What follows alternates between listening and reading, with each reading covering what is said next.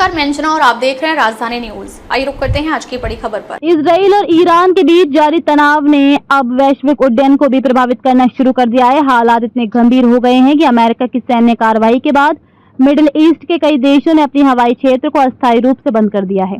इस निर्णय का असर भारत तक देखने को मिला है, जहां एक अंतर्राष्ट्रीय उड़ान को आधे रास्ते से वापस लौटना पड़ा। रविवार 22 जून 2025 की सुबह ब्रिटिश एयरवेज की फ्लाइट नंबर BA276 चेन्नई से लंदन के लिए रवाना हुई थी। विमान सुबह 6:24 पर उड़ान भरने वाला था। हालांकि ये अपनी निर्धारित समय सीमा से लगभग 1 घंटा देरी से रवाना हुआ।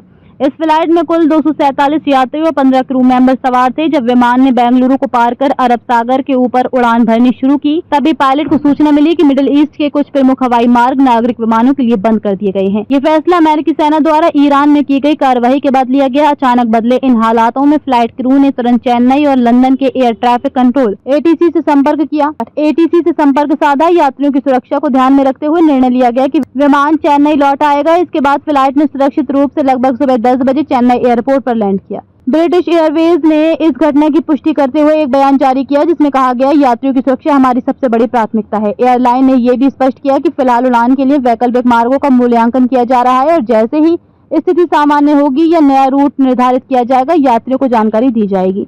सिर्फ यही एक फ्लाइट नहीं, बल्कि चेन्नई एयरपोर्ट से खाड़ी देशों के लिए रवाना होने वाली कई अन्य उड़ानें भी प्रभावित हुई हैं। इनमें कुवैत, दोहा, दुबई, शारजा और अबू धाबी जाने वाली फ्लाइट में घंटों की देरी देखी गई। यात्रियों को एयरपोर्ट पर इंतजार करना पड़ा और कुछ को होटल में ठहराया गया। अब तक के लिए बस इतना ही। फिर मिलते हैं एक ऐसी ही बड़ी खबर के साथ। तब तक के लिए नमस्कार और देखते रहिए राजधानी न्यूज।